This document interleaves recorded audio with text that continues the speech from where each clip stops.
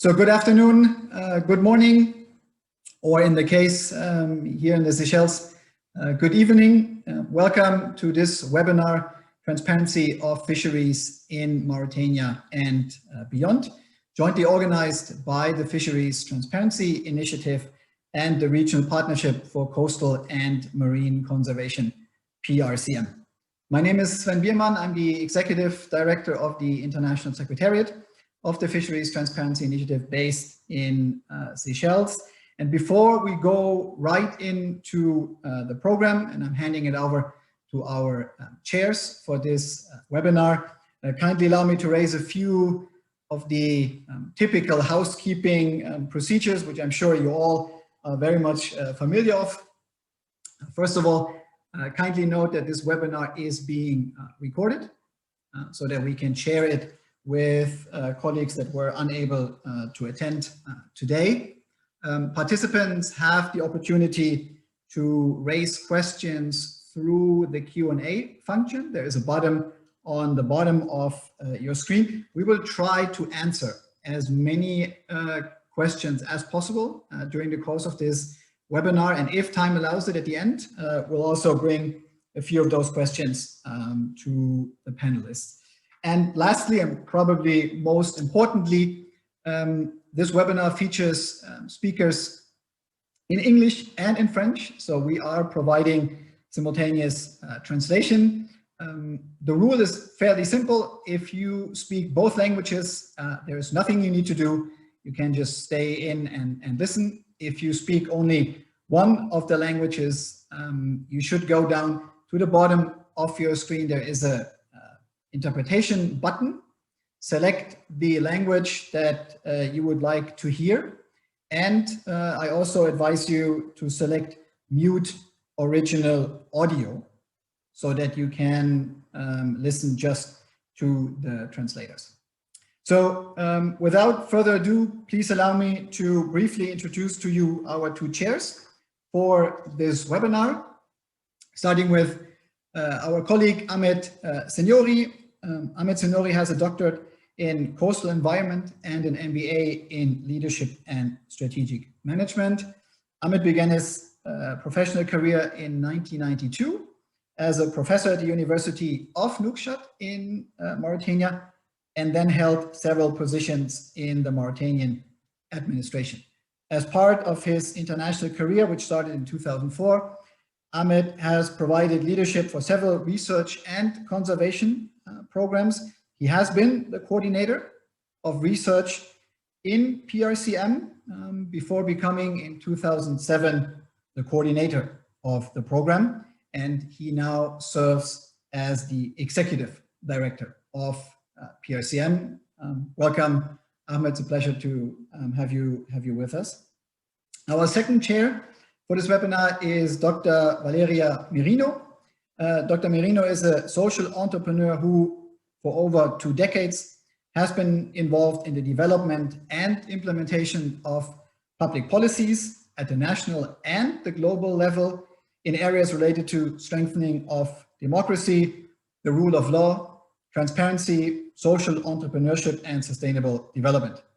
Valeria has been appointed as chair of the International Board of the Fisheries Transparency Initiative in January 2020.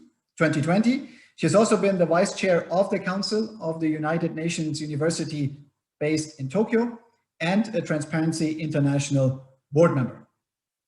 Currently, Valeria is the founder of Systems Entrepreneurship Advisors, a consulting group that believes that complex solution problems need system-changing solutions. Valeria, I'm virtually handing over the microphone to you for your opening remarks now. Thank you very much, Sven. Well, I want to welcome first, all the government officials from Mauritania that are listening to us right now and participating in this event. The members of the FiTI board that are joining us, Ahmed Senori, which I want to particularly thank because PRCM has been a wonderful partner in all our efforts in Africa especially. And also, of course, I want to welcome all my fellow panelists in this event, and the participants that are joining us today. So I just wanted to say to you that we're delighted to have you with us today. Mauritania is renowned for its abundance in diverse fisheries, and nearly 600 fish species have been inventory, on which more than 200 are commercially exploitable in the area. The importance that marine fisheries play for Mauritania is well known. It plays a role in the economy, employment, food security, and nutrition needs of these people, and that cannot be underestimated. This event is aimed at recognizing a significant milestone, the publication of the first FiTI report by Mauritania. For those that do not know about FiTI, this initiative, the Fisheries Transparency Initiative, was created to support transparency in the fishery sector. And we have established an overarching standard about the information about marine fisheries that governments should make publicly available. And we were delighted to see that Mauritania embraced this opportunity, joined the FiTI, and has published its first report. And I think this event is both an opportunity to recognize this effort from Mauritania, which is a very important, first step by the country to improve the capacities to manage their marine fisheries better, because with more information, obviously the government knows how to make better decisions, but also engages the rest of society in participating in a conversation about what is best to do to make sure that this resource is sustainable. On the other hand, it's also an opportunity for all the participants to learn about what is being published, why is this important. And we have here a host of very interesting panelists from different institutions, international institutions, and also civil society institutions like CAOPA, bringing their voice here and telling us why this effort towards transparency is important and why other countries should join into this. So I thank you very much for being with us. There's going to be a very rich, I think, and a fruitful conversation. And so I now want to pass the baton to Ahmed Senyori, who's going to continue with the program today. Thank you very much, and welcome again. And we're very, very happy to have you all here.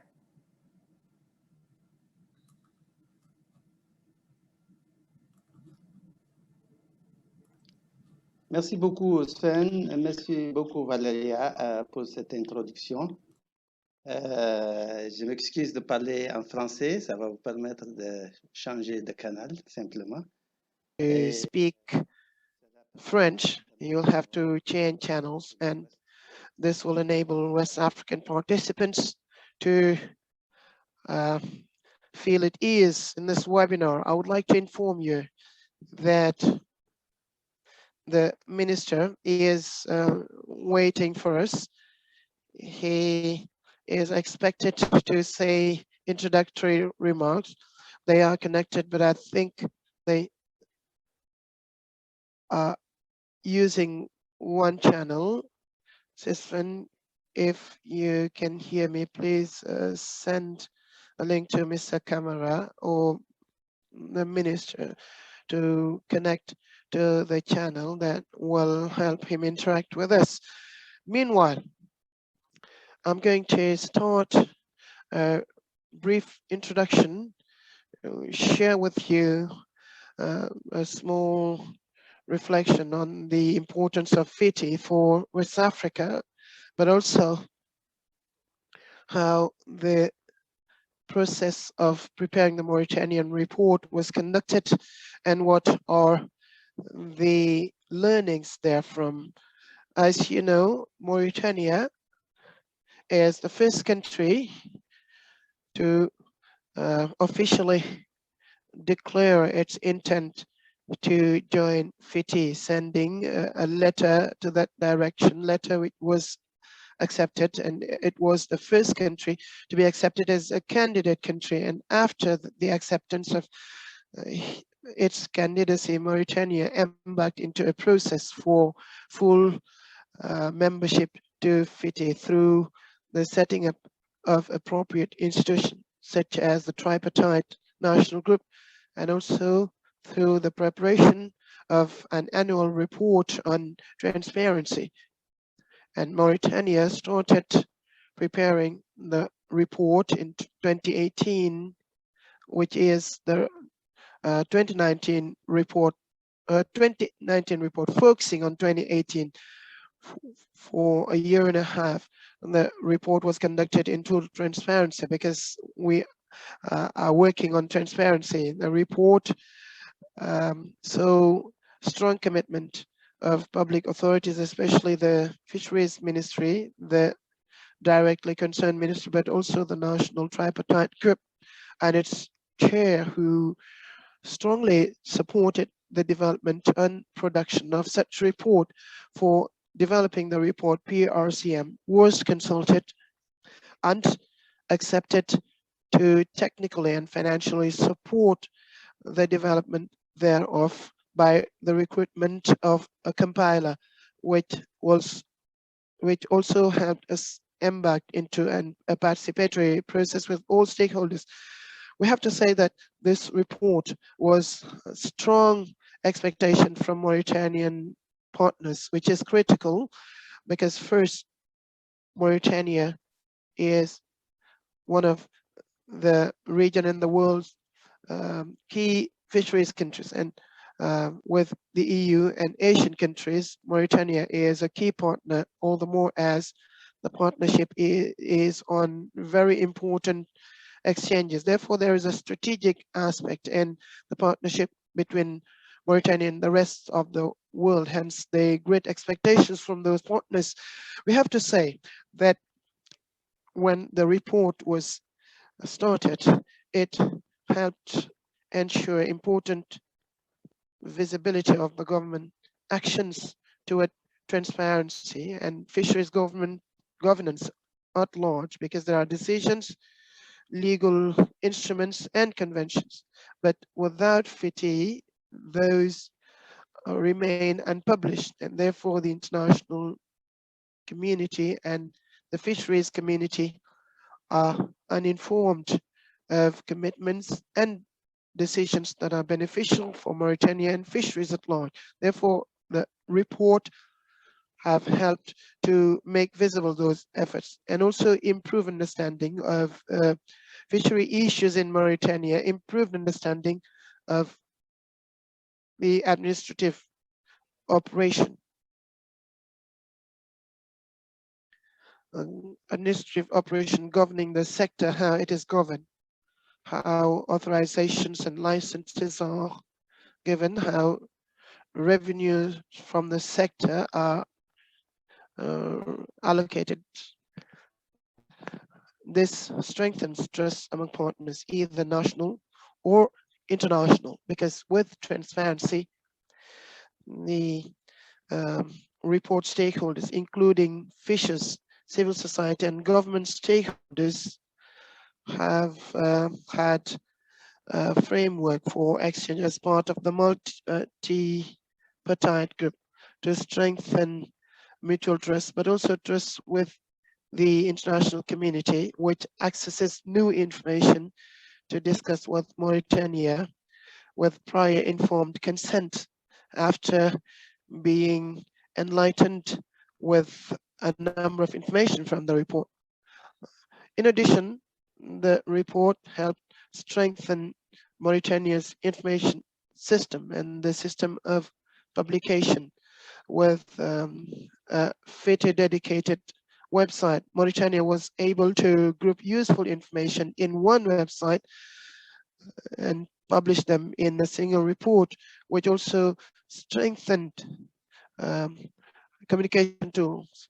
Furthermore, the development of the report, of course, we should say, nevertheless, the report faced some constraints, including considerable report in publishing the report. This is the first report. It's a new format, and the processes to be put in place may be new. The stakeholders were not well prepared to the publication of the data. They were used to publishing them through paper-based reports and through meetings. Now there was a new effort inviting those partners to report on their own websites and avail the links to such information. This delayed the process, but it has been and will be beneficial for future reports. The other constraint is the very culture of the parties, of some parties, I will not say all, some civil servants who have reservations publishing data. They may keep some data as they used to. With new technology, a great chunk of the administration and stakeholders were reluctant to give out some data, but this is only an exercise, and it's a debut that will enable them to get used to these types of publications and to understand that transparency is useful for the management of the sector.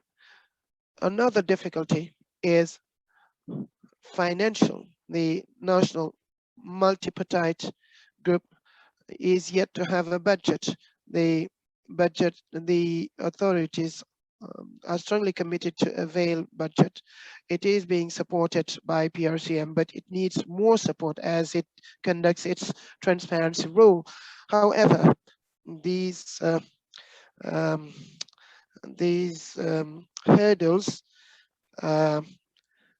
cannot set aside the importance of fisheries and transparency in the sector. Transparency will strengthen the management of the sector because ensuring transparency in the sector through detailed information and full information, there will be possibility to take informed decisions and inform and improve the management of stocks and avoid overfishing. At the same time, it helps to fight IUU fishing. There is a tool against IUU fishing and that supports authorities thereon.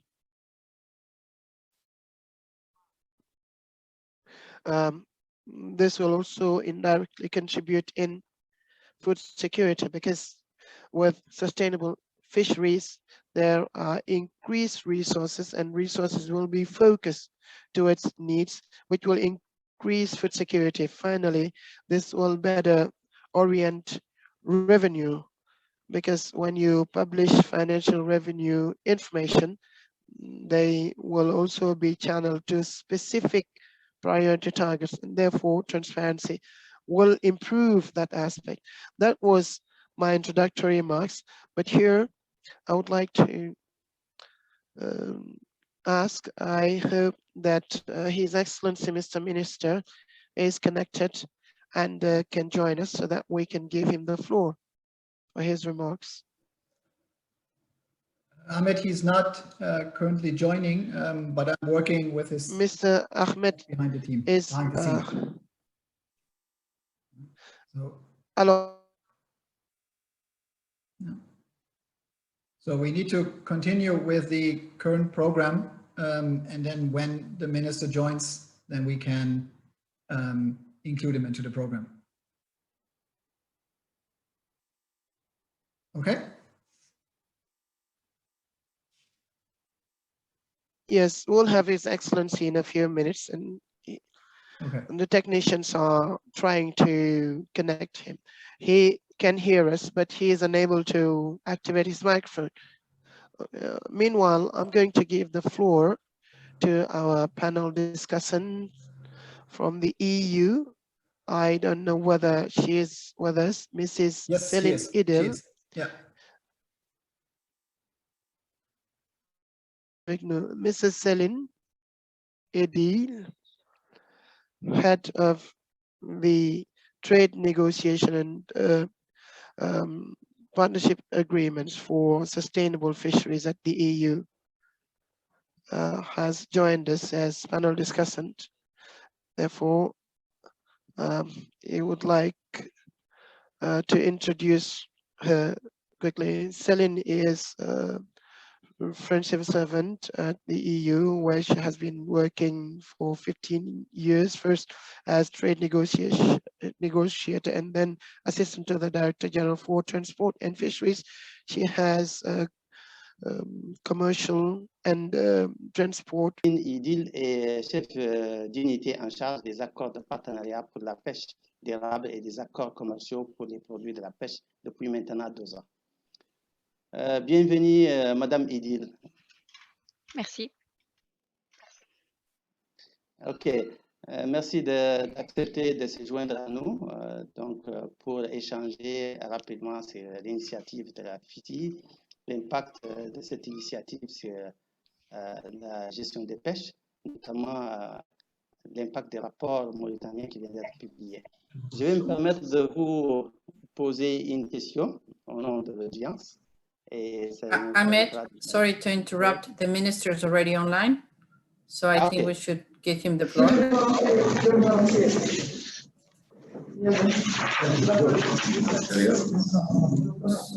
OK.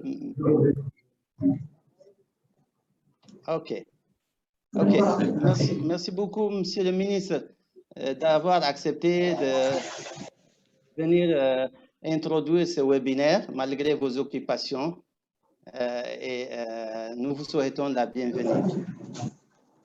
Merci.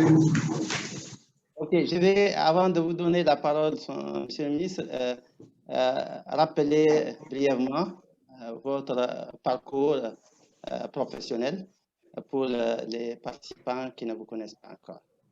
Monsieur Ould, ministre de la Pêche et de l'Économie de la République islamique de Mauritanie, occupe ce poste depuis mai 2021. Mauritania has assumed office in May 2021, but before that, he occupied many positions within the Mauritania government, such as the Ministry of Rural Development, the Ministry of Oil and Energy, the position of Director General of State Assets, the Ministry of Finance, as well as Chief of Party for the Mauritanian Republic of Mauritania. Mr. Ould Zein has exercised many mandates as auditor and administrator of public bodies before being the Minister of Fisheries. It means that Mr. Ould Zein is the right person to exchange with us on transparency, as he worked at the Ministry of Finance, Ministry of Petroleum, Rural Development, and as well as the Ministry of Fisheries. Mr. Minister, floor over to you for your introductory remarks. Thank you.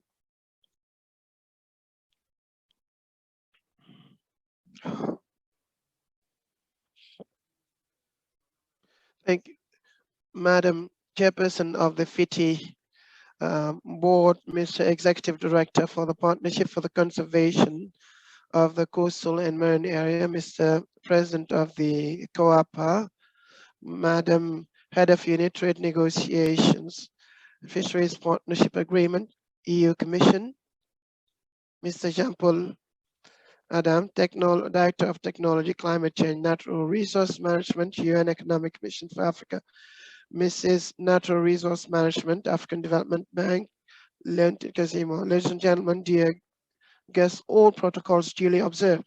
As I begin my remark, allow me to extend my warm and fraternal greetings to you on the occasion of this webinar on the promotion of Mauritania's first report to FiTI, as well as my anticipated thanks for the interest shown in its success through your participation. May I also express my gratitude to the International Secretariat of FiTI, as well as the Regional Partnership for the Conservation of the Coastal and Marine Zone, for their critical contribution in preparing and organizing this webinar, gathering us today. My thanks also are addressed to the high-level panelists who have accepted to host this webinar despite their many key commitments. I am also happy to chair the opening ceremony of this meeting to promote Mauritania's first report to FiTI meeting, which witnessed once again the sincere and notable efforts expended by our country under the guidance of His Excellency Mr. Mohammed Ould Sheikh El Ghazouani, President of the Islamic Republic of Mauritania.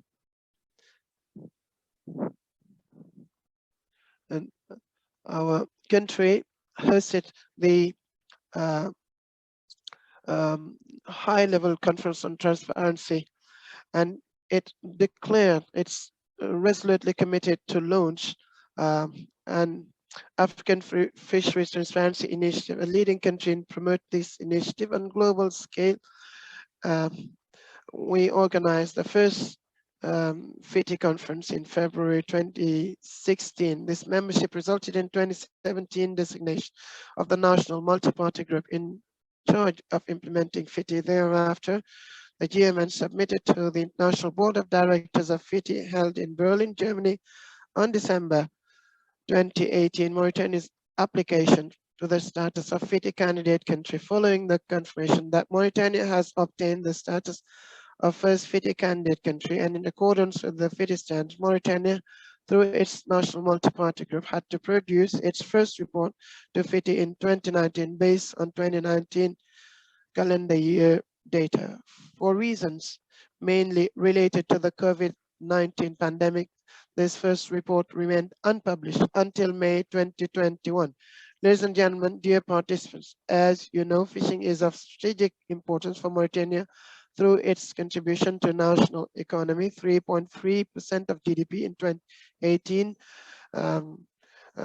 211,279 euro in public revenue, to job creation, 226,000 jobs, including 66,000 direct jobs, food and nutritional security with capita consumption of 12.6 kg per inhabitant, as well as balance of trade.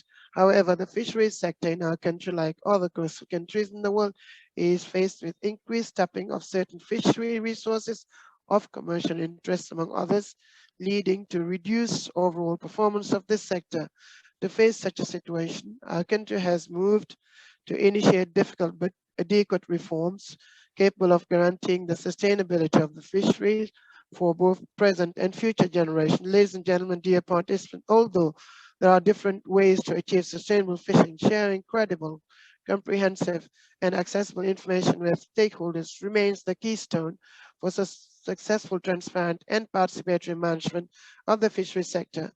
Better available data will improve strategic management of the fisheries sector, while improved governance based on transparency, equity, and justice will reassure potential investors and partners on the other hand, and strengthen trust among stakeholders. Today, more than ever, transparency in the fishery sector is not only a need, it is also an obligation because it favors good governance. In other words, sustainable fishing needs transparency. Transparency would avoid arbitrariness in decision-making and also guarantee that Mauritania and its citizens continue to benefit from the positive spin-off effects from marine fisheries. Indeed, Mauritania sees many benefits in strengthening transparency in managing its fisheries sector. For example, a sustainable management of fisheries and more transparent allocation and access mechanism would help Mauritania establish more responsible, fairer, and more profitable fishing conditions. Ladies and gentlemen, dear participants, with this first report to FiTI, Mauritania sets a global milestone for transparency in the fisheries management. In this regard, I am delighted that our country and the Seychelles, two African countries, are at the forefront of the global effort for transparent fisheries initiatives. To this end, I'm calling on coastal states to improve transparency in fisheries governance through membership of FiTIs and the implementation of its standard. May I also grab this opportunity to ask the international community, including the present organizations, to support coastal states in their efforts aimed at ensuring responsible, transparent, and participatory fishing. Ladies and gentlemen, this report to FiTI, through its promotion and popularization among national and international stakeholders, should result in improved understanding of our sector as well as its benefits and challenges. It is for this purpose that I'm calling on the National Multi-Party Group to continue and intensify its efforts to ensure that all national and international stakeholders are aware of and understand the content of this FiTI report as well as future FiTI reports. This is a truly important effort aimed both at promoting and popularizing FiTI reports. Indeed, this first report to FiTI produced by the GMN Group with the financial support of PRCM and the support of compilers focused on the first 6 transparency requirements of the FiTI standard, and the information published online related to them is complete and reliable. This is the time to thank GMN for supervising the work of the compilers, collecting information the day before their publication, and for ensuring that the report complies with the FiTI standard. The recommendations made by the GMN will receive our full attention, as they are undoubtedly very useful even in promoting transparency. We are proud of this first achievement, and we are already preparing for the publication of the second report to FiTI, which will not only cover the information for calendar years 2019 and 2020, but also address the 12 transparency requirements of the FiTI standard. Our department is firmly committed to delivering this report on time. It is before the end of this year, 2021. Finally, the government is in the process of transferring the supervision of the FiTI, which was until now managed by the Ministry of Economic Affairs and the Promotion of Productive Sectors, to the Ministry of Fisheries and Maritime Economy. We do hope that this transfer will increase the operational efficiency of FiTI in Mauritania. Ladies and gentlemen, it is therefore my real pleasure to declare open the webinar to promote Mauritania's first report to FiTI. I wish you good luck and courage. Long live to the Fisheries Transparency Initiative. Thanks for your kind consideration. Thank you very much for this encouraging speech, which encouraged us to fully adhere to FiTI. As you said yourself, Mauritania is committed to publishing its third report, 2019-2020, very shortly, and to set up the presidency of the GNM Group within the Ministry of Fisheries. These are considerable commitments toward the process. I thank you for taking time out of your busy schedule to grace this meeting. You have taken part in this meeting in a sector that is not possibly the priority of many ministers. Thank you for giving us the priority despite your many other priorities. I spoke to you last week and I quickly understood that your commitment is sincere and that Mauritania's commitment will be fulfilled in time. I thank you, Mr. Minister, for your availability to support this process. May I come back to Mrs. Edel from the EU. I introduced her. I'm going to exchange with her on a couple of issues on transparency. Madam Edie, can you hear me? Can you hear me? Yes, I can hear you. Can you hear me? Yes. Yes, thank you. Thank you very much. First, I would like to remind that the European Union is advocating for years now for some fair rules regarding global fisheries. I have also to remind that the European Union is asking for more transparency in the fisheries agreement so that we can have a fair competition. If I come back on these elements. Now, what I'm asking you is to tell us how you see those rules, those fair rules that we are talking about. Why are those rules important for the management of fisheries in the world? And how do you see the efforts of Mauritania as part of the Fisheries Transparency as a contribution to those rules that you want to have in the global fisheries governance. I give you the floor, Madam Edie. Thank you. Thank you very much. Actually, the European Union in its policy have some bilateral agreement, but also in its policy of resource management. But we have to focus on the need of transparency and also the availability of information. Pour essayer donc pour revenir, disons plus spécifiquement à la question des accords de pêche, je pense qu'il est important de rappeler. I think that it is very important to remind that how those agreements are planned in the common policy of fisheries, what is the most important in the development of fisheries agreement. And I see CDLE, thank you very much for being here. And also the notion of surplus. So the European Union with its fleet, when they are fishing in some other countries, they are authorized only to fish the surplus. It is the part of the stock which is not fished by the local part, I mean the industrial and the artisanal fisheries, not for the other, nor for the other fleets that are in the waters. So in the definition, we can fish in those waters, but based on the surplus. So it is important to know what are the other activities that we have in those waters. We cannot tell to the world that we are fishing in a sustainable way, and we have no idea on the fishing activities that we have in the other areas. The first element or the first reason why transparency is vital for us is that notion of surplus. Then you have talked about the fair rules regarding our fleet and also the importance or the implementation by the European Union during its fisheries agreement to have a fair competition compared to the European fleet. The reason for us that competition, that fair competition is very important, is that our fleet is subject to many rules that are not only for the European fleet out of its waters, but it is applied to the European fleet wherever they are, European waters and some other countries. And those rules are very strict in terms of sustainability, in terms of fishing gears that should be used, and also in terms of the rules that you should have on the boats. And unfortunately, those rules are not respected by some other countries or some other fleets.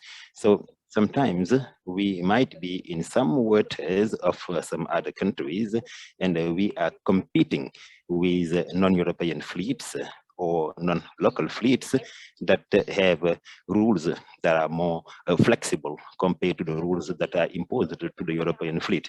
So to come back on transparency, transparency is playing an important role to make sure that our fleet and make sure that they respect the rules and to make sure that they have that fair competition. It is also important for us, but also for the coastal countries to see what, or to know what are the other fleets that are fishing in their waters, what are their rules, so that as institution, we can guarantee our operators that they will have a fair competition. And we also want the coastal countries to have a sustainable management of the stock.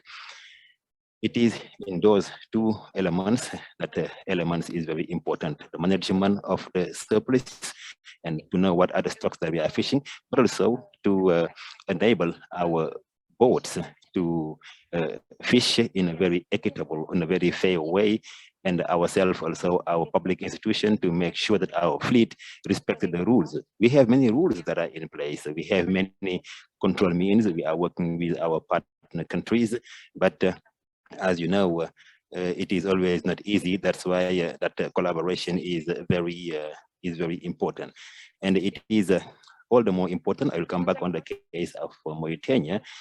We have our exclusivity clause. So if we have an agreement, our operators, they don't have the right to fish with a direct authorization. They are compelled actually to do their activities as part of the agreement with the rules that are in the agreement. The rules are, they have the European rules that apply to them, but also the rules that we have negotiated with the partner countries. So it is all the more important to see what the other fleets are doing in those waters. To come back on your question, asking about what Mauritania has done over the past years, we have seen some efforts from Mauritania to improve transparency. You just have to see, if you go to the website of the Ministry of Fisheries, there are many information that are available. And Mauritania is the first partner countries with him that have an appendix on transparency, and which is about the sharing of information. The sharing of information, which is important for the administration and for the scientists. We have the involvement of the scientific community as part of this partnership. We are even renegotiating the protocol with our Mauritanian partners, and the same importance is also given to the European side and the Mauritanian side. I mean, to focus on transparency. So we do commend the efforts and also the role that Mauritania is playing in this initiative to the agreement that the bilateral agreement that we have, taking also into consideration that is going to have on the other countries. So it has a very important impact. So that was to come back on the issues that you have raised. Maybe I hope that I was not long, and I thank you very much, Mr. Senori.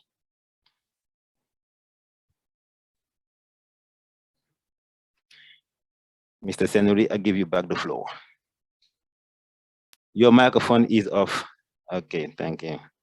I was on mute. So I was saying that you have made a good testimony regarding transparency, which is very encouraging for us that are trying to make sure that Mauritania adhere to FiTI.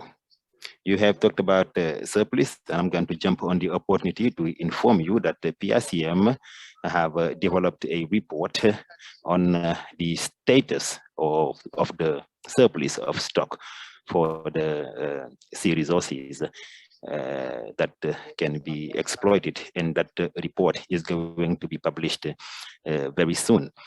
We have already made the presentation of that report in Mauritania, and it concerns 6 or 7 countries. I will go to the second point to ask you, how can Mauritania and the Seychelles that have published their report, how are they going to benefit from a more transparent fisheries management, more transparent and more equitable fisheries management? So how is that transparency and inclusivity is going to be translated in the fisheries management?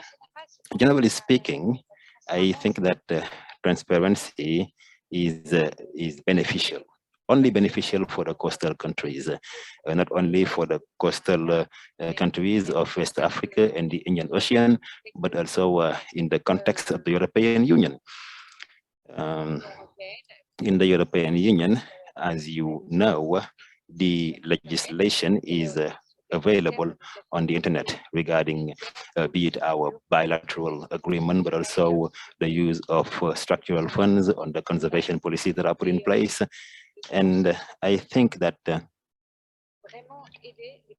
that can help the coastal countries not only to define a sustainable management of the use of their stock, because it is going to increase or to develop or to improve the living condition, I would say, of the local population, but also it is going to enable us for the public authorities to better adapt or to update some of the public policies.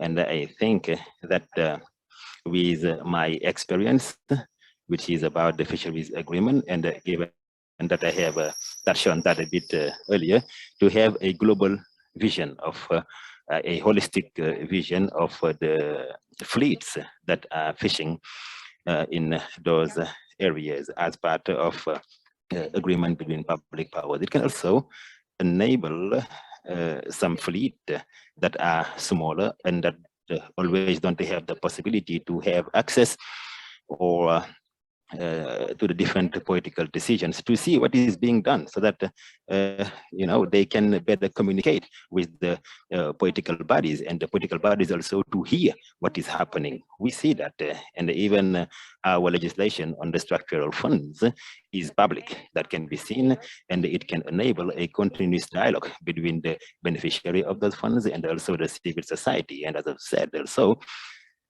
with the scientific community. So I think that be it for Mauritania and for the Seychelles, that can be only beneficial, not only for the management of the resources, but also for the development and the implementation of the different public policies that are about the fisheries sector.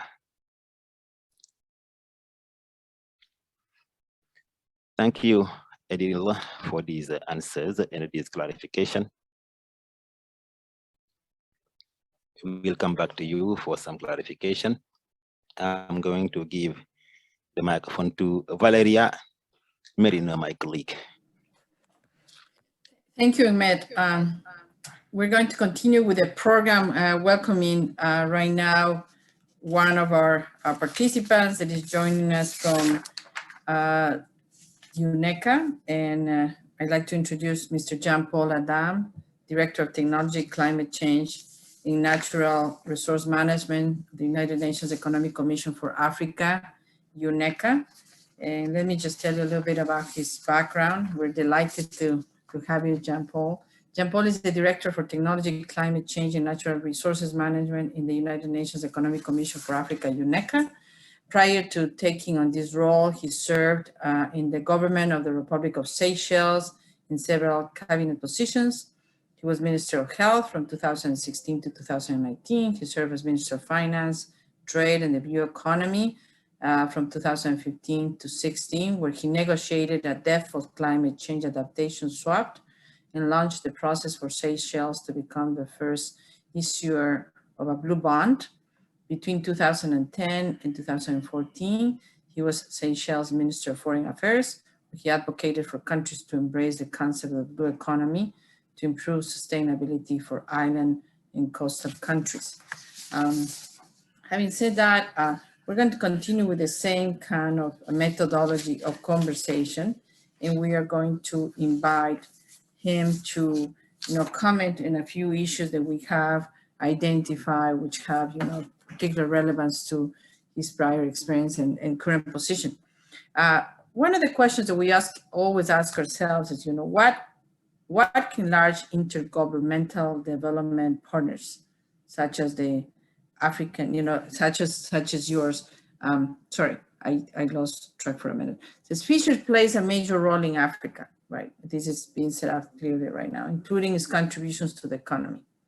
How can the public availability of information about this sector be beneficial for countries in the continent as a whole, from an economic point of view? And where do you see challenges with this? So let me give you the floor, Jean-Paul. I'm sorry for the mix. No problem, and thank you very much, Valeria. My greetings to His Excellency the Minister and to everyone who's on the call. And allow me to also congratulate Mauritania for their report and for moving in this direction very decisively. And also to congratulate Seychelles also on the issuance of their report. And I'm pleased, having previously been in the government working on these issues, that there is a real momentum. And I think there are a number of other African countries that are looking at this.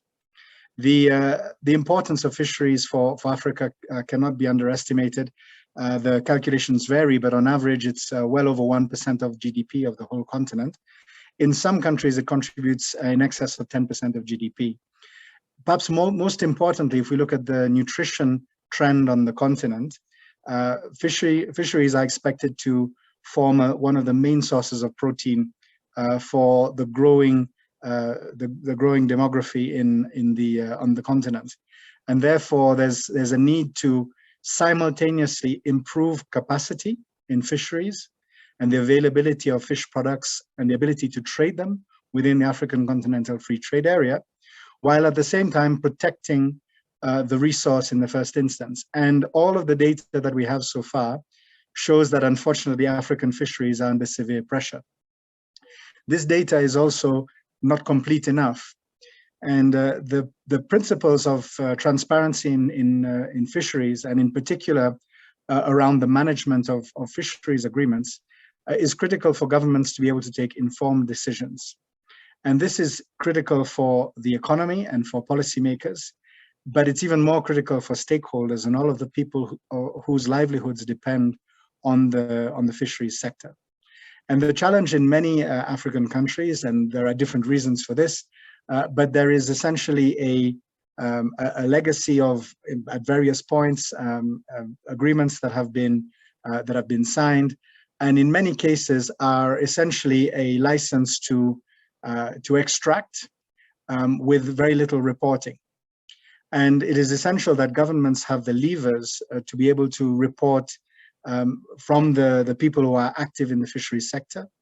And this primarily, of course, is aimed at the industrial sector. But ideally, you need to have a picture of the overall fisheries landscape and of all of the actors to be able to take informed decisions.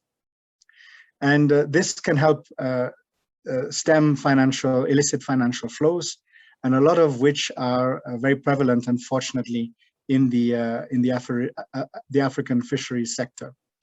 The ability to stem these flows can allow countries to have more resources that they can invest in the development of value chains in their own countries, because a lot of the challenges around fisheries have been that there is extraction, and often it is for export with minimal processing in country. And also within the country, there is sometimes minimal infrastructure to facilitate the internal trade of fish products, such as cold chains. So the importance of being able to address these revenues and invest them in the improvement of the value chains is critical for countries to be able to achieve gains in terms of employment and in terms of the well-being of their citizens. I'll stop there for now.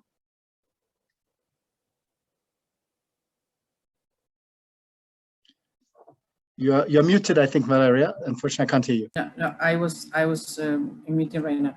I said you're bringing some very important points to the reality of what's happening in Africa with the resource, which are very important, but also very practical. You know, how countries can improve the management of their own resource, but add value, right? So going in the same direction, you know, we had been hit by an economic recession that is being produced by this pandemic.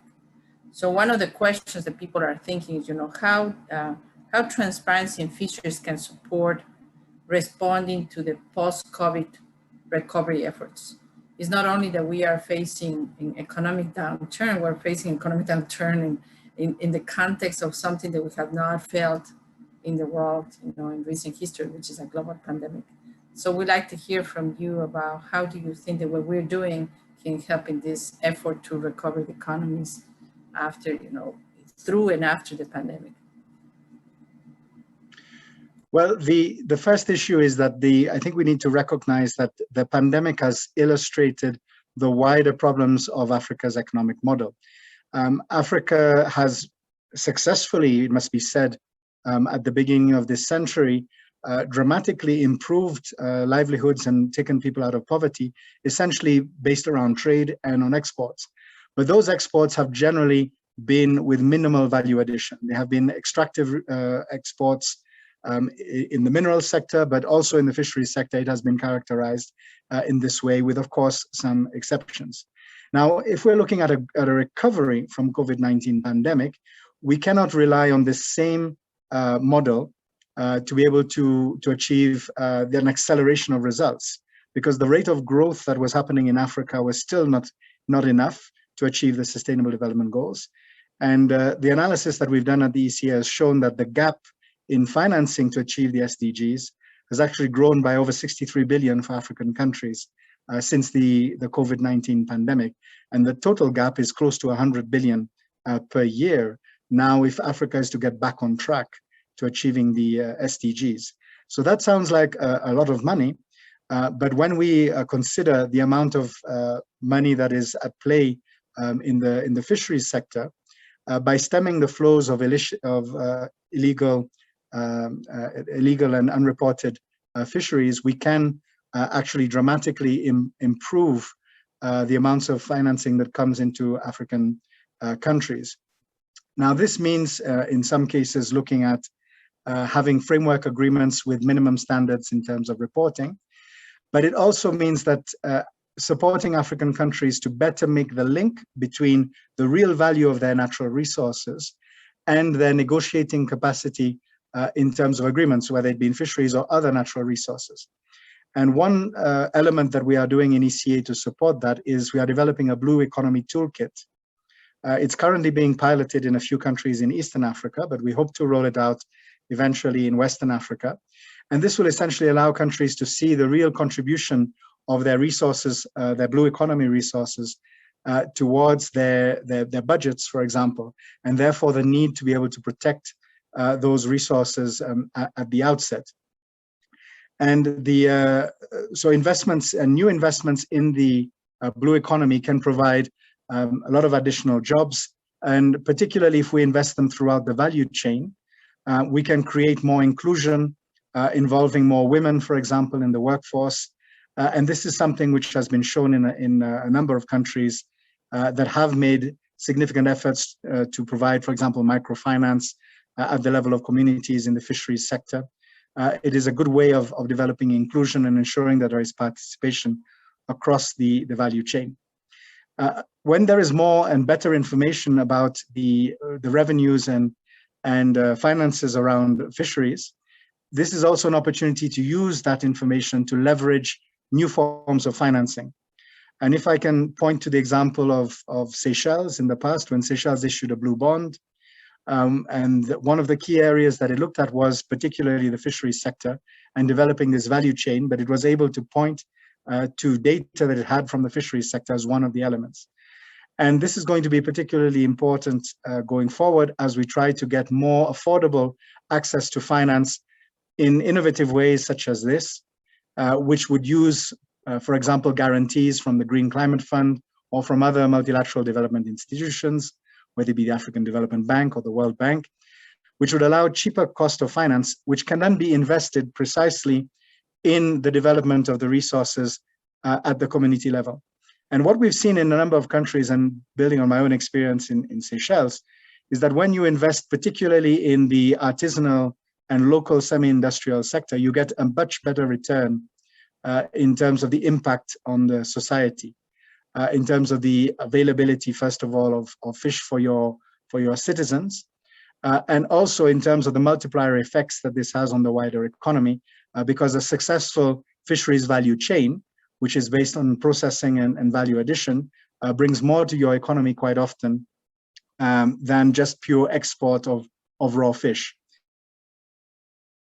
In many cases, you can get more value for the same amount of fish exported, and thereby also giving you very valuable data in terms of the protection of the resource in the longer term, and knowing the impact of the effort relative to the resource.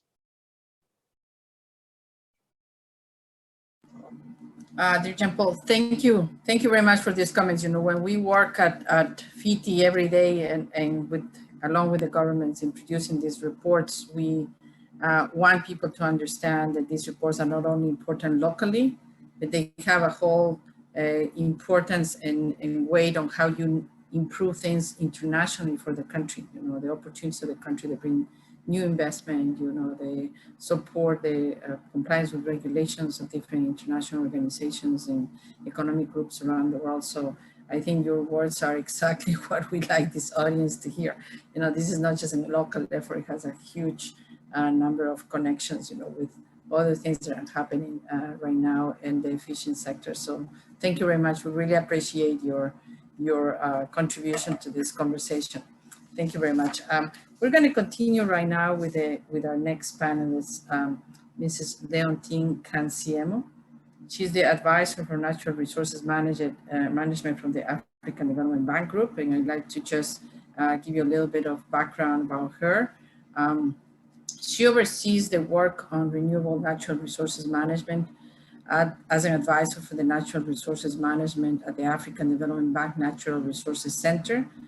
The center generates knowledge, provides policy advice and technical assistance to the regional member countries of the bank on natural resources management. So, Leontine, welcome to this event, and we are delighted to have you. The bank is such an important organization in the region, and the role of the bank cannot be understated in not only how you promote, economic development and sustainability, but also how you can influence, things that government consider a priority. So I'd like to just ask you a few questions in the same methodology we've been using so far. So the first question was, what can large international development partners, such as the African Development Bank, do to further support countries in their endeavors to become more transparent about their fisheries? Ok, merci beaucoup Valeria.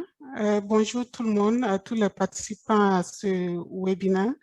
Permettez-moi tout d'abord de féliciter les autorités mauritaniennes en charge de la mise en œuvre de l'initiative pour la transparence des pêches, pour ce rapport qui traduit l'importance que le pays accorde à la transparence dans le secteur des pêches.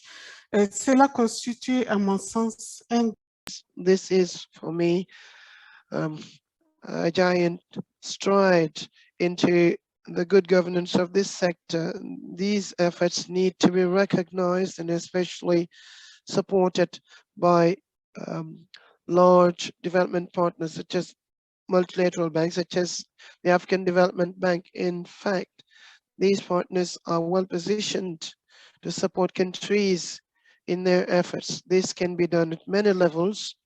First of all, improving transparency in the sector of fisheries requires the support of authorities nationally and regionally. They have to adhere to the principle of transparency and have a will to pursue transparency as a policy priority through their capacity to engage with governments. Multilateral development banks may play a critical role in that direction. For example, through talks with countries as part of developing the country's strategic documents, as well as advocacy actions, so that the country can factor in transparency issues in their policy agendas, and also take into account transparency issues in the development policies and strategies. As part of Mauritania's activities, the bank has a country strategic document expiring in 2022, and I think the renewal of that document with Mauritania will be a good opportunity to engage with the bank, to see how the bank can support transparency issues in the fishery sector in Mauritania. Second, transparency in the sector of fisheries requires a participatory process. This is a long-standing process that requires not only the ownership of authorities, but also the commitment of all stakeholders, including public, private, and civil society stakeholders. Therefore, it is necessary to gather those stakeholders around a common understanding of the process and establish trust amongst them. And there again, the large development partners have a role to play. Very often they have national offices and they are used to working with the different stakeholders and are well positioned to support the countries in strengthening trust in the process, which is critical to me in order to have a successful process. The last point on which I will land, and which is a critical point, is support for resource mobilization, either technical or financial resources. We know that money is a sinus of war. Therefore, the strengthening of transparency requires resources and expertise. Therefore, development partners such as the African Development Bank can help countries mobilize resources, and even as part of some of its operations, because the bank has fisheries operations that are not forcibly labeled as transparency. But these operations are an opportunity for countries to introduce transparency issues in their operations and mobilize funding at the same time. I will land on the fact that the type of support that development partners can bring depends on the country or region, as well as the challenges and also strategic priorities of each organization. Therefore, transparency efforts can not be taken to success without continued commitment of all national stakeholders and government, and the frameworks of collaboration between the bank and countries are a good point of entry, because it can help partners to support countries. Thank you. Thank you very much, Nantini. You're mentioning one key element, in your conversation that is something that is at the center of FiTI, as you know, which is this creation of these multi-stakeholder groups that assure the participation of all the different parties interested in the fisheries sector. And of course, none of these efforts can be developed sometimes without additional resources that they need to obtain somewhere in the countries, and the bank can play definitively a great role in supporting that and creating some kind of priority within the bank to support Mauritania or Seychelles or other countries that want to go forward with more transparency. Let me just ask you the next question that goes attached to this one is this: what can the African Development Bank do to nudge countries on the continent that currently do not see transparency efforts as a priority for their sustainable development? This should be a no-brainer. I mean, after listening to Jean-Paul and others today, having all this information, engaging others makes sense for the economy, makes sense for better governance of the fisheries, marine fisheries sector. Nevertheless, it's not such an easy thing to achieve, to get countries to join this effort. So what could the African Development Bank do to, encourage them, to put a word, to consider transparency in the sector a priority and join an initiative like FiTI?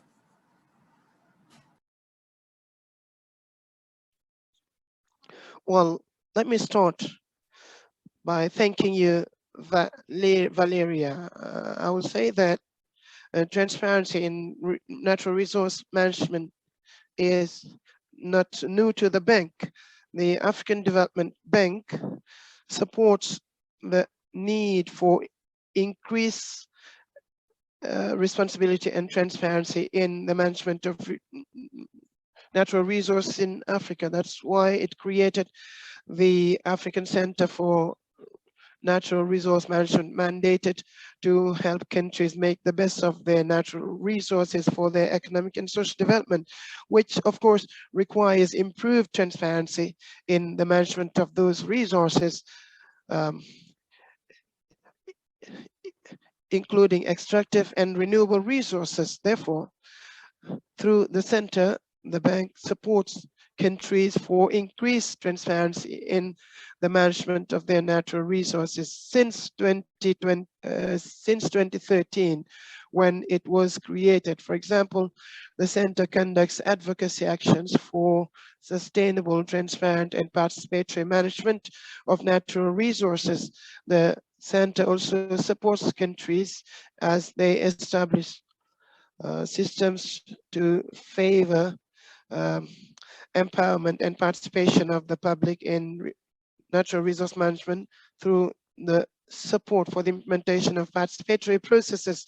It is in this drive that the bank set up activities for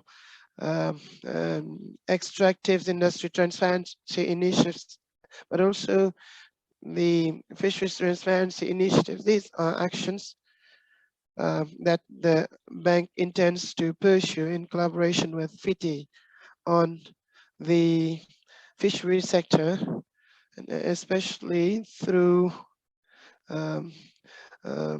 discussions with countries as part of developing country strategic documents to ensure that transparency issues are well inscribed in the strategies between the bank and countries.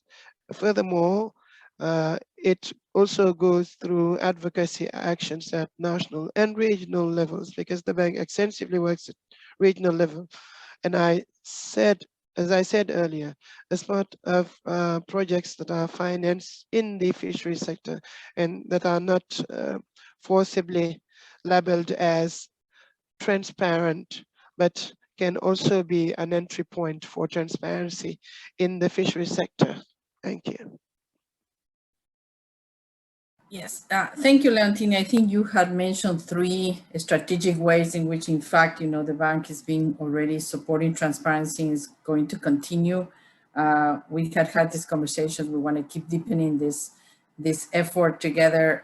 Is incredibly important when an organization like the bank starts a conversation with a country, to have this idea of transparency upfront in the conversation and how it's going to be practically implemented.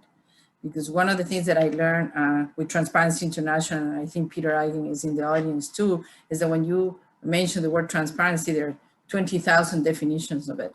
So specificity is a matter of action. And I think what FiTI brings to the table is this standard that puts a very clear understanding of what being transparent around the fisheries sector means. And that way there is no ambiguity about what is expected from a country. So we thank you very much, and we hope to keep working with you in these efforts, which are so important to preserve the resources in the region, but also make it a much more fruitful way of increasing the resources while the resources not depleted. Well, thank you very much, Anthony. And now I'm going to pass again the baton to my colleague Ahmed, who's going to be introducing the next panelist. Ahmed, the microphone is yours.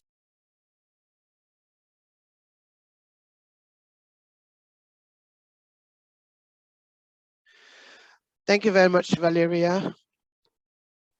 Thank you, other panelists who gave us insight into a number of critical issues.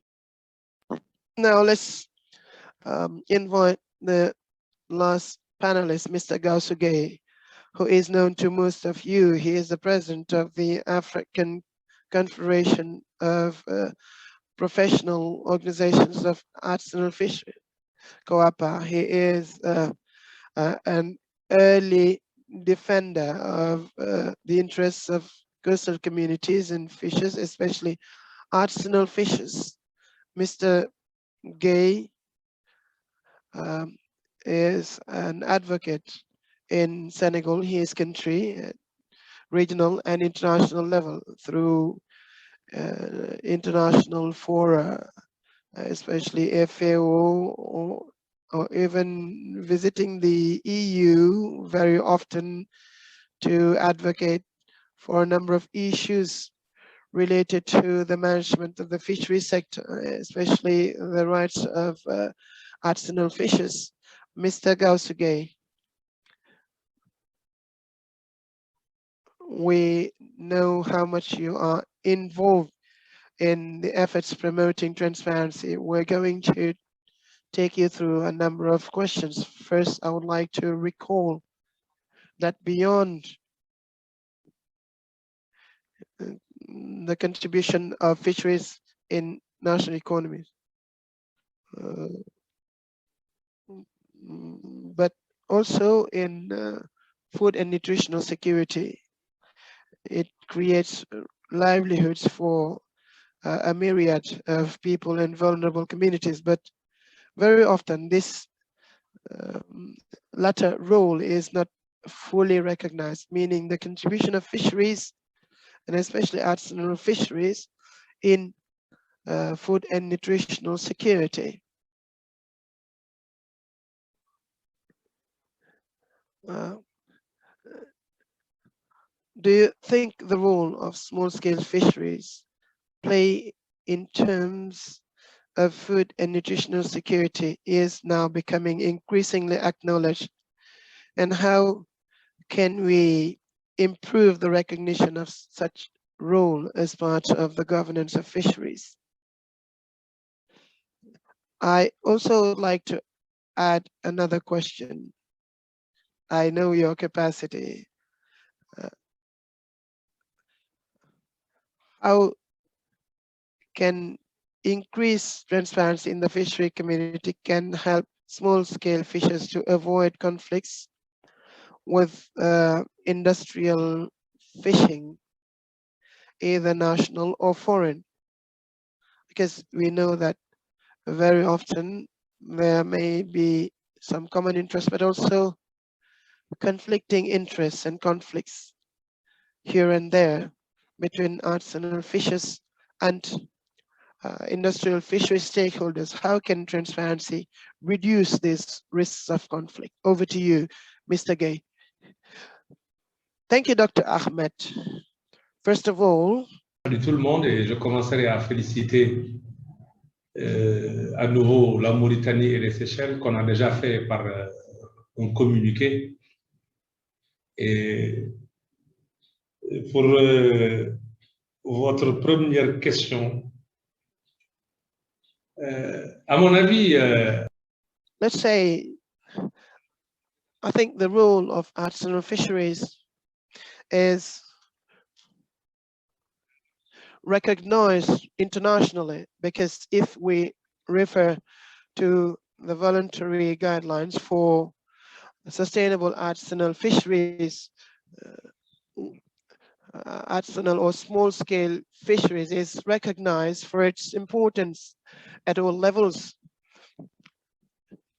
Furthermore, for next year, there will be the International Year of Small-Scale Fisheries and Aquaculture. This will be in 2022.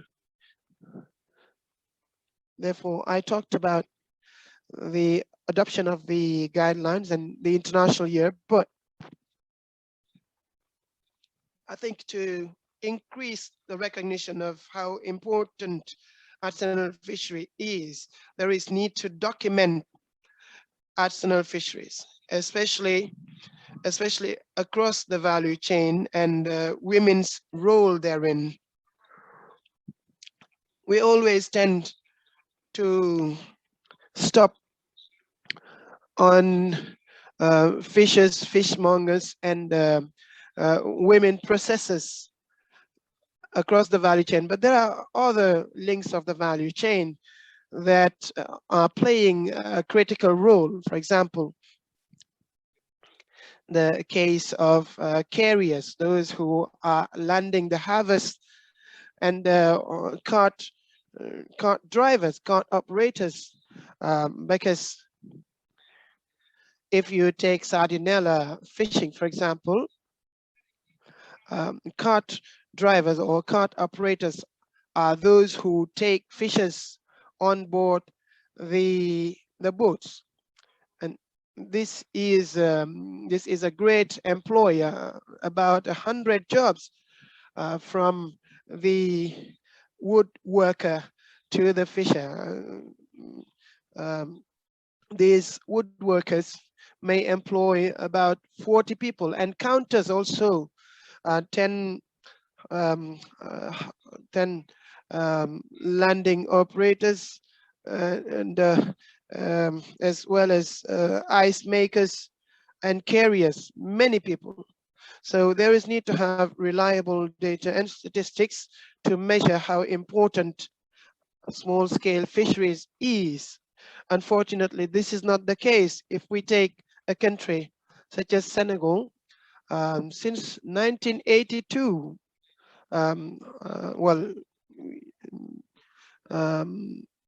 some people are saying that the small-scale fishery sector is employing more than 6,000 people based on 1982 data, very long-standing data.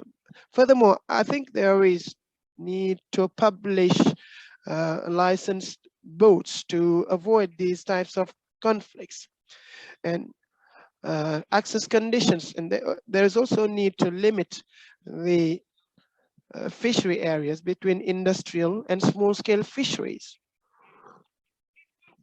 This is critical to know whether the boats we see at sea are legal or illegal. This we can know only when we have the lists of boats operating in our areas. Furthermore, legal does not mean sustainable forcibly. Our governments very often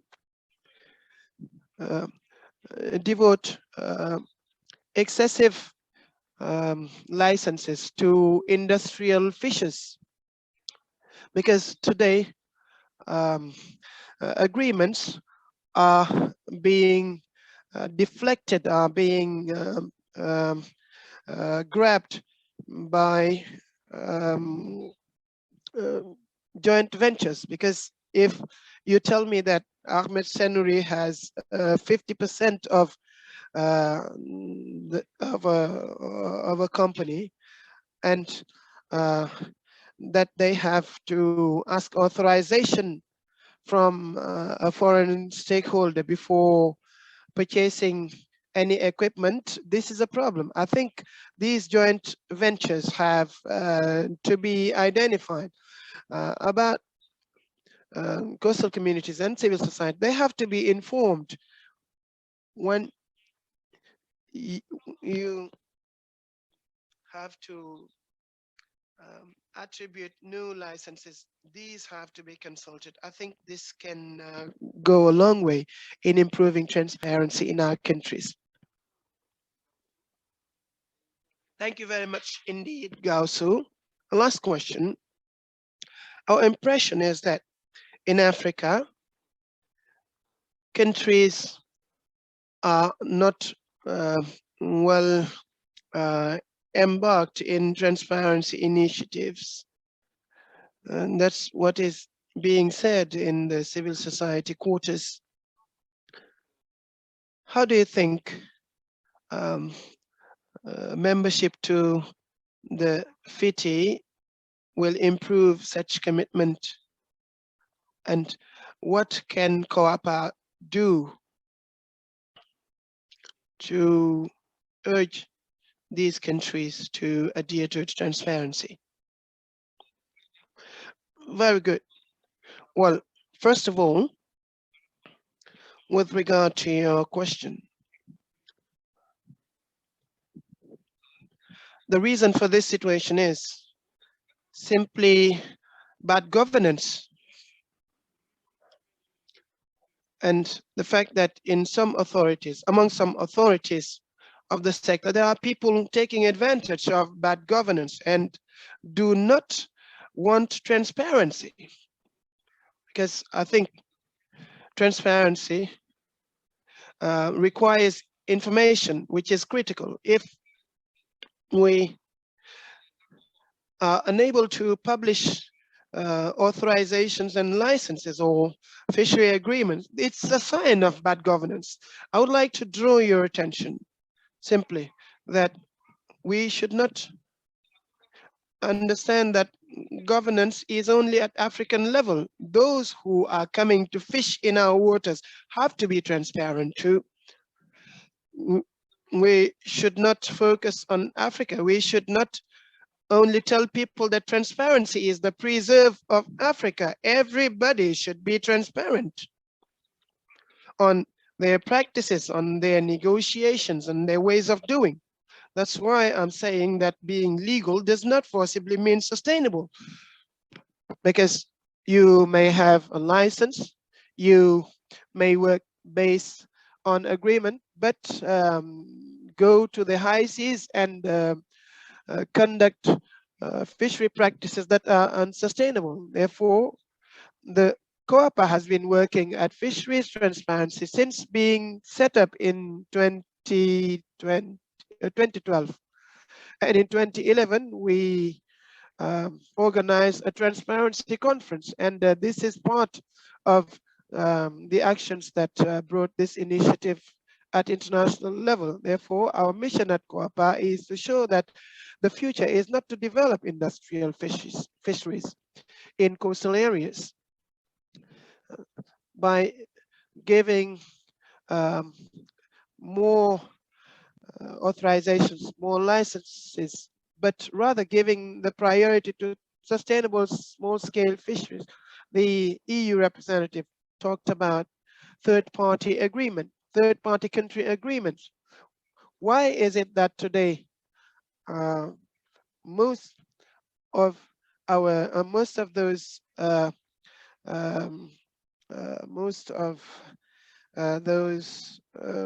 agreements focus on tuna? Why shouldn't we develop tuna fishing to contribute in our country's economies, create jobs, and maintain land processing units? Let me recall that in many processing industries, they are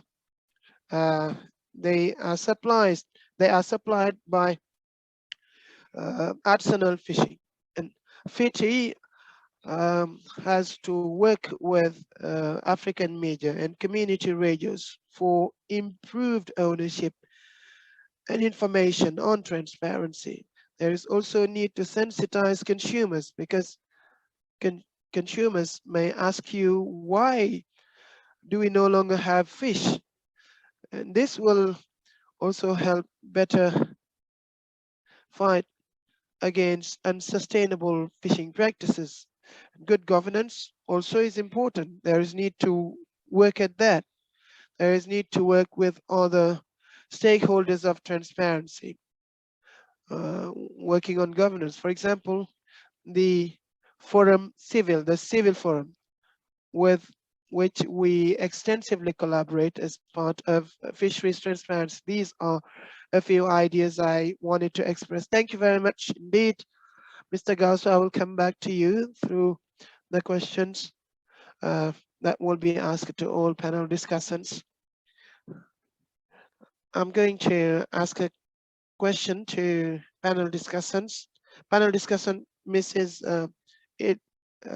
Idil and Mrs. Adam, can you hear me? Mrs.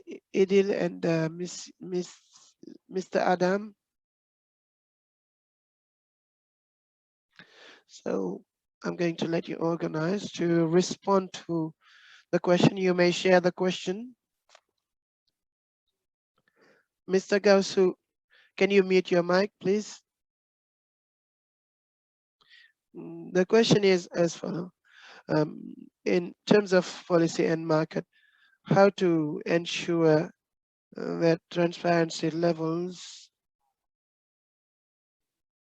realized in Mauritania and Seychelles. Politically speaking, what can be done for the level of transparency and to make sure that they become the standard and that they are not. So according to you, what is the mechanisms that should be activated, being transparence là market or policy mechanisms to should be activated the international to raise these results into norms. I don't know who wants to take the floor first, between Mrs. Idil and Mr. Adam.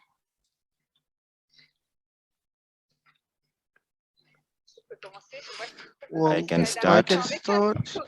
I see Mr. Adam waiting with a smile. I think. So yes, you have the floor. He is being kind to women. Ladies first. Well, so very briefly, politically speaking, it is clear, as I've said in my first intervention, for the European Union, it is a pillar of our policy.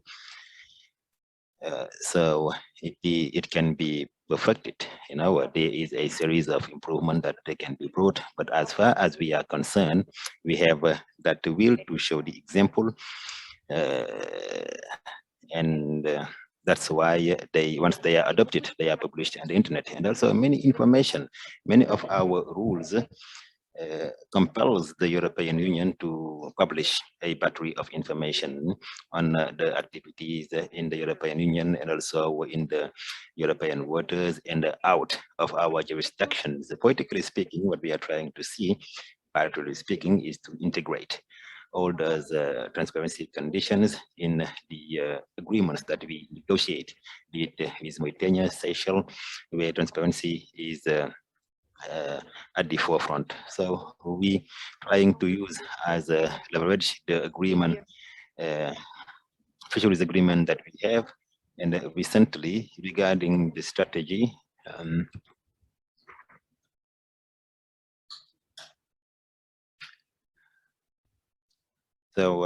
Sorry, you cannot hear the speaker.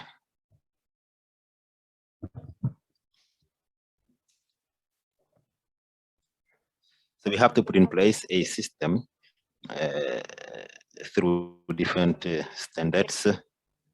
Nous pensons que nous pouvons aussi, et nous y travaillons au niveau de l'Union européenne pour différents secteurs, que ce soit l'agriculture, mais aussi la pêche, pour utiliser the sector to use the levers also of the market to improve the sustainable management of the fisheries stocks in this case, but also for agriculture, and also to sometime use that lever, I would say. We are trying, we agree that it should be improved, but I believe that if we don't try, we will never make it. Thank you very much. I will just continue on what it said. You said that. Message dans le chat. La gouvernance, c'est une responsabilité partagée. C'est pas seulement le pays. Responsibility. It is not only the country that have the resources that have the responsibility. We have the countries that are sending the fleet fish in Africa or in the coastal areas all over the world. So it is a shared responsibility, I would say. Now, what a country can do actually on the individual base, there is no solution that can give results overnight. But we have, with the availability of information, it is possible to improve the situation very quickly. First, we should have some framework agreements. A country, for example, they have agreement with many other countries. Sometimes those agreements might be very different. So the very first thing, it is important to publish all that you have, to say that these are all our agreements. I know that in some African countries with whom we work and we talk about the importance of transparency, there are some fisheries agreements that are not even known by all the actors that are in the sector. The first element is first to make a census of the whole fisheries agreement to make sure that all those information are available. And what you are going to see, if the fisheries agreement are published, the fishermen, the artisanal fishermen actually, and also the fishermen that are in the country, that are the first one to be informed, because actually they're the first one to work with, because they know the value of the resource, and the authorities can give them the information on the boats that are fishing outside the agreement. It can also enable to see the agreements that have been signed and that are not in line with the standard, and also through the conversation, the discussion with civil society, we can renegotiate the agreement and try to find solutions. For example, the European Union, most of the time they have they have a standard agreement. But those agreements, they are not perfect. Sometimes there are some elements that might create some problems, and that can create also some problems for the environment or for the other actors that are in the fishery sector. So transparency is going to help create some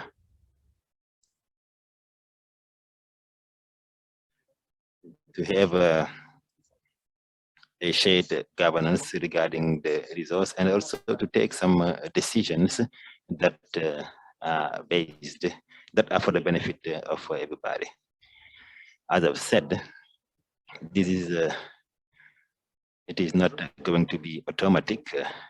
If an agreement has to be negotiated, it cannot happen overnight, but it is good to know the shortcomings and to see what are the ways and means to improve it. And the fact of having more information is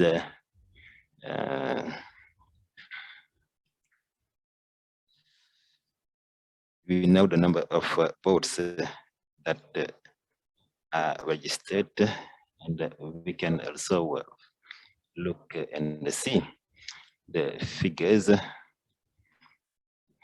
regarding the export. And sometimes we may see, and we can make an analysis which is much more, which is smarter, and which can help take decisions with the best data. But it is a journey, as I've said. It is not something which is going to be solved overnight.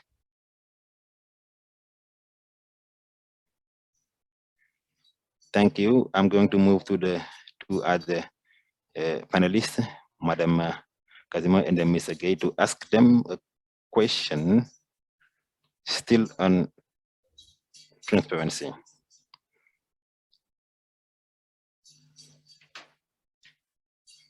Now that the report of Mauritania is published, how can it contribute to people being aware of the importance of the fisheries sector beyond those that are involved on a daily basis?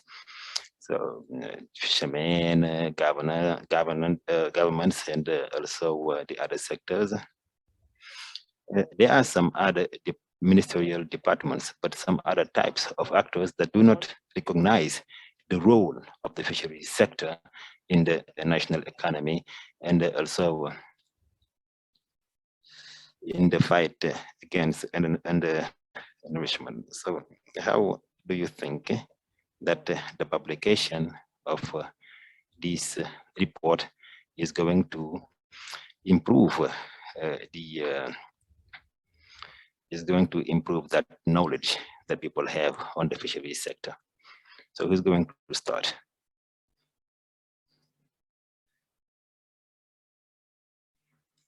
I can start, Mr. Gay, if you may so allow me.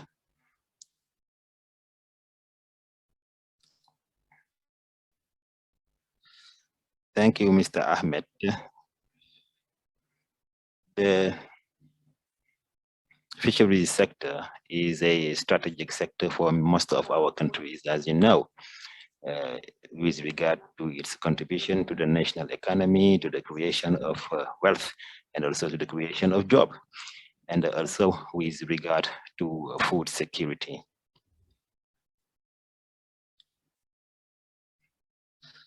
Just some example that I can give to show you the importance of fisheries for our countries. For example, maritime fisheries is for 38 countries that are sharing the 3 oceans, and 7 million tons have been fished in 2018, according to FAO. In terms of job creation, as you know, the fisheries sector is employing many people, millions of people in its value chain. And its contribution to the GDP is more than 20% in some countries. So maybe I might disappoint you, but I would tell you that the importance of fisheries sector is no longer to be demonstrated or proven. The concerned countries, they are well aware of that. Of course, the recognition of this importance is limited to the ministries or the departments that are in charge of fisheries, but sometimes it is not recognized by those that are not part in the activity on a daily basis. And I think that the publication of this report is very important, not only for Mauritania, but also for all the other countries, in order to put forward the value of transparency and what can transparency bring in the improvement of the sector for the well-being of the people, for the well-being of the countries, the well-being of the population, I would say. And I think that advocacy activities will be useful to that end, to show the importance of fisheries, not only for the ministry in charge of fisheries, but for all the countries as a whole. And also, in parallel to this campaign, raising awareness campaign, I think that it is also important to raise the awareness of the countries for the protection of that resource in order to preserve the advantages and also the benefits that they procure. And as you know, it is threatened due to overexploitation, pollution, climate change, and so on. And here also, a transparent management of the sector is mandatory, and it will be a starting point. You know, the report of Mauritania is shedding some light on the important aspect of the sector, and they are giving a more global vision of the state of the resources, and help also to identify the resources regarding the sustainability of the exploitation.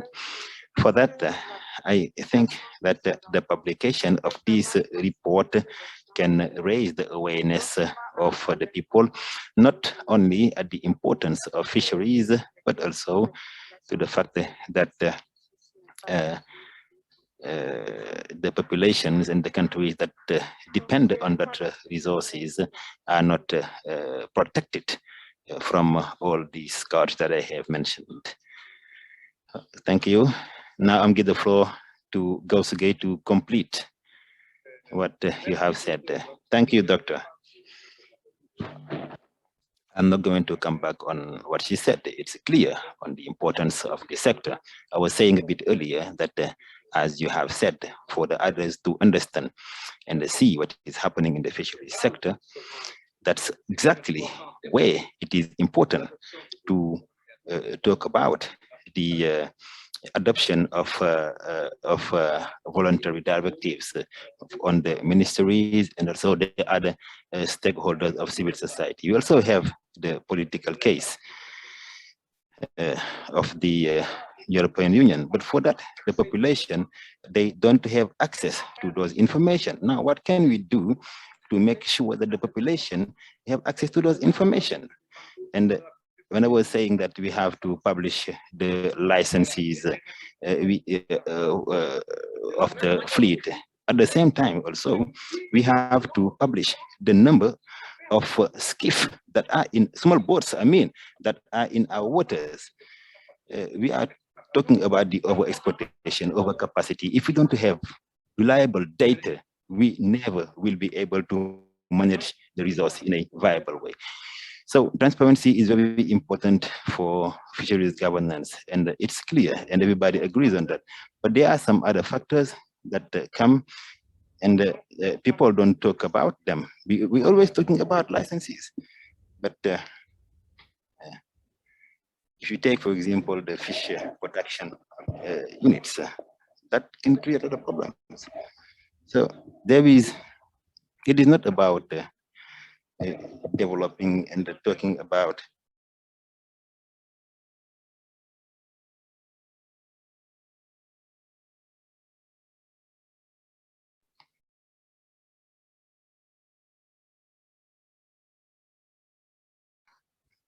we agree with aquaculture. Aquaculture is something which is good. We also have the advent of gas and petrol. What is going to be the cohabitation between fisheries and those extractive industries, and especially for artisanal. En parle et donne une meilleure définition justement de ces exploitations pétrolières et gazières. Maintenant, pour ce qui concerne, quelqu'un a posé la question sur la gouvernance des organisations professionnelles. Mais ça, c'est une évidence. On ne peut pas demander à ce que les autres, qu'ils soient transparents, que ce soit les administrations et autres, et que nous, professionnels, entre nous, nous ne sommes pas, on n'est pas transparents. Nous prenons cette transparence et cette démocratie et cette redevabilité au sein de nos organisations professionnelles. Mais de la même manière que nous le demandons aux administrations et aux organisations professionnelles, on doit le demander aux ONG qui viennent quelque part semer la zizanie au sein de ces organisations professionnelles et au sein même de nos administrations. Parce que quelque part, eux aussi, ils ne sont pas du transparent et ils ne jouent pas le rôle qu'ils devraient jouer. C'est ça le véritable problème aujourd'hui du secteur de la pêche. Il faudrait que chacun respecte et comprenne et connaisse ses limites pour qu'on puisse aller justement vers cette durabilité-là. Merci beaucoup, Gaussou. Merci pour tous les panels. Gaussou, thank you all panel discussants. I'm going to give back the microphone to Mr. Sven to submit a few questions from those raised by the participants. I hope Mr. Sven can hear me, but before that, because maybe I won't have another occasion to intervene, I would like to thank the FiTI Secretariat and its chairperson for collaborating with PRCM as part of implementing this strong communication and effort to disseminate the Mauritania report. I also would like, well, as I said, to the Minister of Fisheries, I also would like to thank the Minister of Fisheries for supervising the production of this report, Mr. Aziz Itahi. I would like to thank him infinitely. This is my occasion to reiterate the frank and candid collaboration that led to the publication of this report. And I said a while ago, he was instrumental in this effort that helped Mauritania to this stage of transparency. And it is my conviction that the incumbent minister will pursue this job to completion as he is committed to do so. Thank you. Now I will give back the floor to Mr. Sven. Yeah, thanks, Ahmed, and thanks to all the panelists for a very interesting discussion, and particular thanks to all the participants for extremely active discussions, questions, comments behind the scenes. We were extremely busy. That's why I had the camera off most of the time. We received a number of questions that we were already able to address, in particular when it came to the FiTI process. They were very important comments that were also raised, in particular with regards to FiTI being implemented in more countries, in particular in West Africa, than is the current state today with Mauritania, Senegal, and Cabo Verde. And I just want to raise that point that we are working also with stakeholders in Guinea, in Guinea-Bissau, and soon also in Sao Tome and Principe on the West African side. There's, to be quite frank, there's no way to summarize all the questions from a 2-hour discussion, but there were 2 aspects that kind of stuck out a little bit. One is the aspect of surplus calculations, in particular when it comes to agreeing what can be fished by foreign partners. And I'm not sure, Ms. Edith, if this is something that you want to take up from the European point of view, because there were a few questions addressed in that direction. And then the other point was a number of occasions it was raised that fisheries transparency does not get the similar attention that transparency efforts in other sectors is getting. And in particular, when it comes to oil, gas, and mining, where most of the countries we are talking about now are members of the Extractive Industry Transparency Initiative for a number of years. Yet, you know, from a holistic point of view, it seems that the contribution that the fisheries sector is providing is even more important to the well-being of a country. And it might be that particular government representatives are just focused too much on the financial aspect. So maybe Jean-Paul and Leontine, from your organization point of view, what can be done to make sure that government representatives, but also from civil society, understand the full value of fisheries that the sector can bring to the table, and avoid that it's just a comparing of financial contributions and a comparing of numbers. So one question to Leontine and Jean-Paul, and one fairly difficult, I'm afraid, to Madame Idil for the surplus question.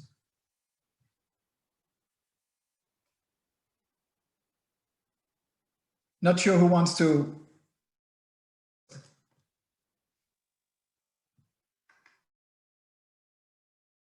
Government done the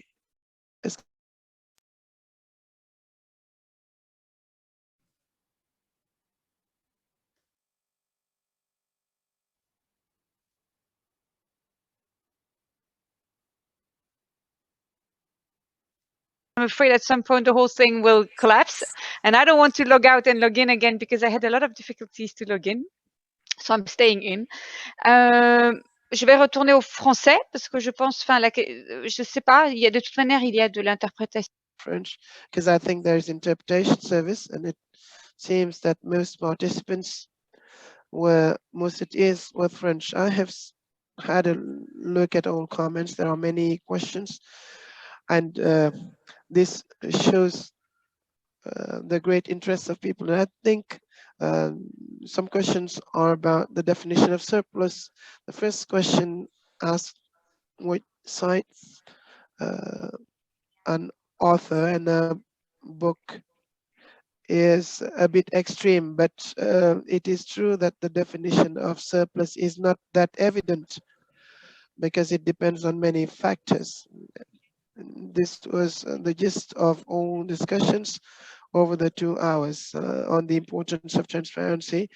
However, this is not the only factor. Transparency is key to define the surplus. You need to know the pressure on stocks. Without any information on private licenses and bilateral agreements with other countries or other operators, it's very difficult for us, European Union, to clearly define the available surplus, and it's not always easy to opt for a totally precautionary position, and therefore we're not totally sure about surplus, and therefore if we are unsure, we do not fish, but we need improved definition of a surplus. And in some comments it transpires that there is sometimes lack of capacity in coastal countries, because it's there's one thing to know what is negotiated with one country, but also you need scientific capacity to accurately assess stocks, which is an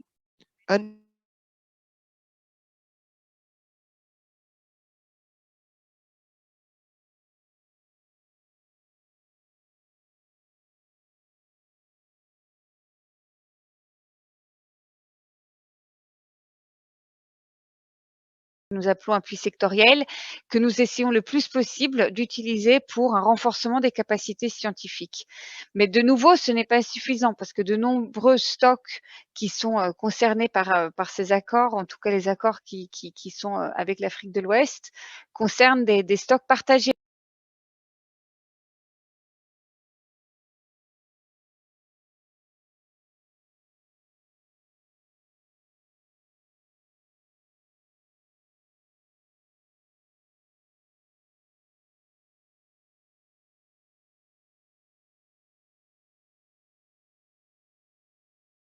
Et pour ce faire, il faut une meilleure transparence, une meilleure connaissance par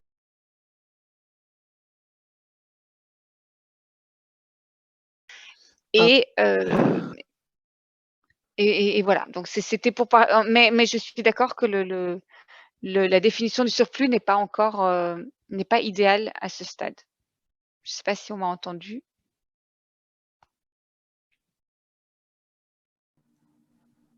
Thank you very much.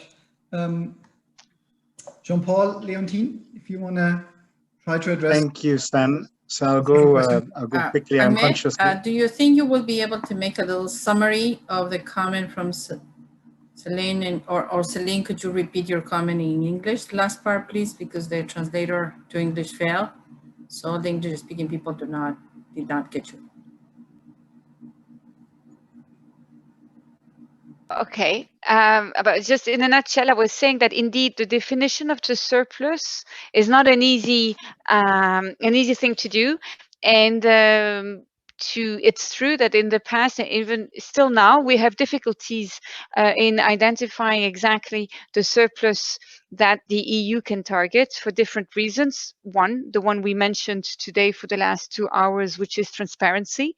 It's very difficult to identify clearly the surplus if we don't know who else is fishing on the same stock. But also sometimes there are difficulties in the coastal states with scientific capacities, the availability of scientific capacities. For that, we have, at least in our bilateral agreement, we have a financial envelope, which we call sectoral support. And in the definition of the different actions that are supported by this envelope, we try as much as possible to support science and to reinforce the scientific capacities of the coastal states. But this is not sufficient as well. You need transparency, you need scientific capacity, but also regional cooperation, because most of these stocks that are targeted by the EU fleet, at least, I can only speak, of course, for us, are regional stocks. And this is where an improved cooperation among the different coastal states would also help in the definition of the surplus. So I fully agree with the questions that were asked, even though I thought some of them are quite extreme, and I wouldn't completely agree with the conclusion. We do identify surplus, but it could be better identified. I really think we need to have more scientific cooperation among the different countries and actors in the region, better scientific or increased scientific capacities in the different countries concerned, but also improve transparency to be able to have a global view of the different fleets, local, national, and foreign, that are that are having an activity in the waters. In a nutshell, that's what I said in French. I hope that was clear. Thank you very much.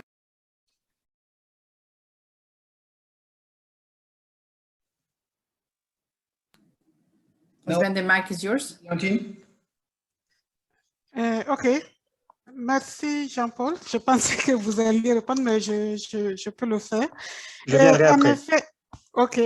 Can do it. In fact, countries dedicate more importance to the extractives industry transparency than FiTI. And I think there are 2 reasons for that. IT is more ancient, much more ancient than FiTI. Second,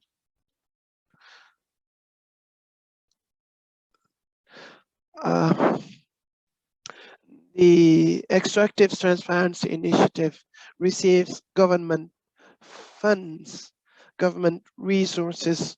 Of course, there are resources from fisheries, but there are many unaccounted benefits. And I think a first step to ensure the recognition of FiTI and importance of transparency is to be able to better quantify and add value to all the benefits brought by fisheries or fishery resources. And this is not the preserve of fisheries. It cuts across all renewable, almost all renewable resources.